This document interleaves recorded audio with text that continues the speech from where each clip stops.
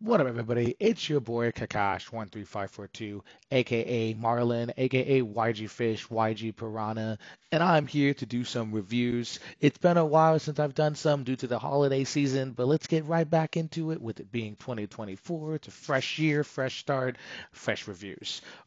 Today we'll be talking about these three games: Spider-Man 2, God of War Ragnarok, specifically the Valhalla DLC, and Avatar Frontiers of Pandora.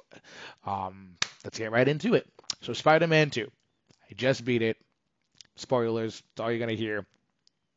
Phenomenal. I'm upset it didn't get anything for Game of the Year, but it was a phenomenal storyline regardless. If you are any sort of a diehard Spider-Man fan, it was glorious. They had literally like three or four different symbiote storylines just completely mixed in that would just you I mean you knew Venom was going to be the bad guy. They advertised that, but you didn't really know how. And it was just amazing how they got to that point in the game. Sure, you fight Sandman, sure you fight the Lizard, sure you fight Mr. Negative, Martin Lee, but Venom is the protagonist. And they also are alluding to Carnage being in the next game because of the fact that this whole time you're doing all of these side missions and putting out fires and dealing with people being branded and burned, and you realize it's because this guy's crazy, and he's crazy because he's Cletus. So I'm extremely excited for Carnage to be in the next game and for them to finalize it out and round it out that way. The fact that you had to fight Scream, when Venom was able to use symbiote power and take over MJ, which is, a form of Null, a form of, the Black King, all of those storylines, and you had to fight Scream, and Scream was probably the best fight in the game because of how just wildly crazy that fight was. It was insane. Also, Craven the Hunter was phenomenal because they picked a peak version of Craven who wanted to die. He was all about like, I'm trying to find a creature that will kill me because I am, he's the top of the food chain. He's trying to find something that rivals the top of the food chain. It was a literally a phenomenal game. I thoroughly loved it. I have not 100%ed it yet, but I got a few more trophies to do. There's a couple of micromanagements to get done, and game's finished. But that game was amazing. From a game user's perspective, it was a phenomenal game. From a Spider-Man fan's perspective, it was perfect. It was a perfect Spider-Man experience. Like, you got everything you wanted from both Spider-Man that you got to play, which was Peter Parker and Miles Morales. Who knows if they're going to be a third Spider-Man in the next game, or if they're going to stick to these two and just have them do their thing. The buddy system between the two, on how when you ran into each other and other allies within the city, and how you guys would fight together and how you would interact and emote together and just have a good time. It was a phenomenal experience. I truly recommend it for any PlayStation owner and for any Spider-Man fan. 10 out of 10. Alrighty. Next thing we're talking about is best game ever played, God of War. And God of War Ragnarok, sequel to 2018's God of War Revival. Phenomenal, beautiful. I've already talked about that one, but here we got the Valhalla DLC. The Valhalla DLC, spoilers, is probably one of the best things a video game franchise has ever done for video game fans, because it's literally not only a love letter to the game as well as a love letter to a teaser to the sequel of the game. It's a love letter to the franchise itself because they somehow found a way to tie the original five games into this one. God of War 1, 2, 3, Son of Sparta, and Chains of Olympus.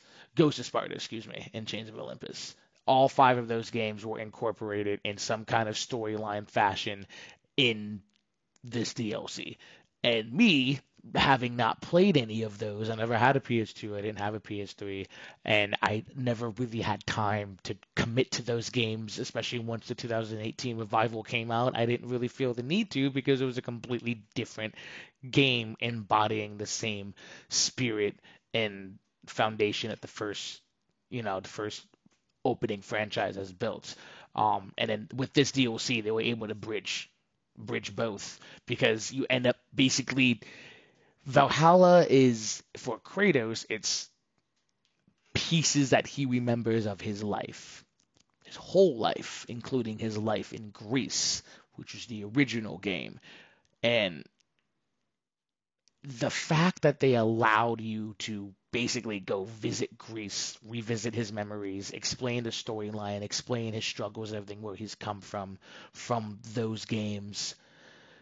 It was amazing. Because for me, like I said, I never got to play those games, and with this DLC, I don't feel the need to play those games. The feel the need to play those games is gone. I don't ever feel the need to play the original God of War. Maybe one day I might play the original God of War series just because I haven't played it, and for completionist as a gamer, I might play it. But at this moment in time, it's not something that I'm actually ever going to be focused on truly because of the way this Valhalla DLC was just incorporated all of that. The combat is still amazing. The whole rogue like system was phenomenal because I read that online that it was that they had the rogue like aspect to the game. So every time you die, you have to start over and get through Valhalla and then die and then start over and get through Valhalla, and it's phenomenal. And then you can obviously, like other roguelikes, you build stats into some kind of way, whether it's unlocking more weapons or more techniques or whatever. In this one, you're just basically rebuilding yourself to your former glory of the game franchise. Excuse me. So you basically can just rebuild yourself to have max health and max rage and max stats that are basically available up to a certain point. And then you have basically abilities that are rolled in and out because it's a roguelike, so it depends on you might get abilities for your Leviathan axe or for your Chaos Blades or for your Dropnir Spear. You might get stuff that is barehanded stuff or stuff that allows you to do stuff for your shield. You get to pick one shield and go through with the shield. You get to pick one form of rage and one relic and go through with whatever you choose. They also allow you to have the Sword of Olympus, I believe is what it's called. Zeus's sword, and you get to use that as I believe it's called Legacy Rage. And it's amazing because it's literally 100% offensive. It feels like you're playing as old school Kratos because of how ridiculously badass it is. It's so much fun. Like, it added so much more to the game, especially with them adding old school enemies. Like, you fight Minotaurs, you fight Legionnaires, you fight Sirens, you fight harpies, like you fight all of those things, and it's just like, oh, okay, like I've never fought any of these things before, and they're all of those original games. So being able to fight them now with the new physics, the new graphics, the new gameplay, it's amazing. It's amazing. Yeah, 11 out of 10, everything above 10 on it because I wasn't expecting it to be this good of a DLC. Plus, it's free. All they recommend is that you've beaten the game because it's technically a post-game, post-main story DLC. And then once you do beat it, you can actually go in the New Game Plus and have new abilities and new stuff because you unlocked more from playing Valhalla. So, God of War Ragnarok Valhalla DLC is out now. I recommend anybody who has not played these brand new revival games since 2018. If you have a PS4 or PS5, I recommend playing them. They're phenomenal games. Go enjoy. Um, Last game we'll be playing is talking about is Avatar: Frontiers of Pandora. I have not beaten this game. I am working through it because this game is huge. It's amazing. It's beautiful. It's literally straight out of the movie. You literally are in the movie.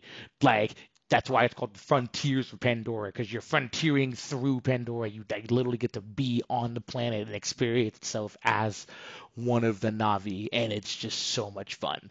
Like, they rip it right into the storyline of right where Jake Sully, I gotta say it like that, Jake Sully, where Jake Sully has to, make his choice, and his choice is he's gonna go against the humans, and when he goes against the humans, that's basically when they drop you into the game. And that's that, and that's awesome. So basically, that's why the humans are the conflict because of Jake Sully and his pilgrimage and everything that he's going through. So if you know everything about the movies, you get to experience it all in the game. Like, you have to experience fighting those, I can't think of what they're called, those panther things. They suck. They suck. They suck a lot. The little ones suck. The large one sucks a lot. Like, you have to fight people that are in armored uh those armored mech suits. You fight regular humans. It's kind of cool because you are taller than humans naturally, so you just look down on these soldiers and you just look menacing, and it's great. The graphics are BEA beautiful. It's literally like living in the movie. So, like, if you saw the 3D versions of the movie, this is basically that times a million because you're actually walking through and experiencing everything. And it's a really really really fun experience. Ubisoft knows how to make two-player games. You know, if you go play Far Cry 6, you can play that with a friend. This is like a Avatar version of Far Cry 6 mixed with elements of Horizon Zero Dawn and Horizon Forbidden West. Like it's a really really really fun game. I'm actually enjoying the fact that it's first person. One of the few times I can actually say that. Most of the times I'm not a first person fan, but this game being a first person game, it gives you the full fledged experience of being on the planet of Pandora, and it's a lot of fun. Avatar Frontiers of Pandora, 9.5 out of 10. It's not perfect, but it's really, really, really close, and I love it. It's so much fun, and I will continue to play it once I 100% God of War and Spider-Man 2. Since I platinum both all the other games that those games have produced for me, so at least on the 4 and the 5, so might as well continue that platinum run.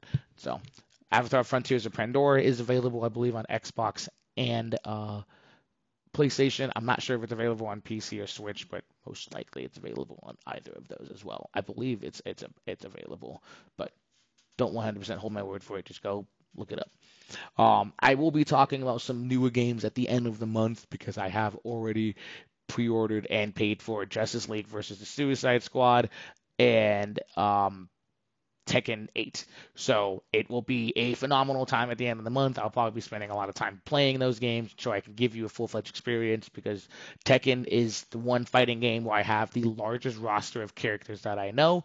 And then when it comes to Suicide Squad versus the Justice League, I'm going to be playing that with Mo, MDK16, my uncle, my bro, and we will be busting that game out phenomenally. So stay tuned. You will Kakash Fish out.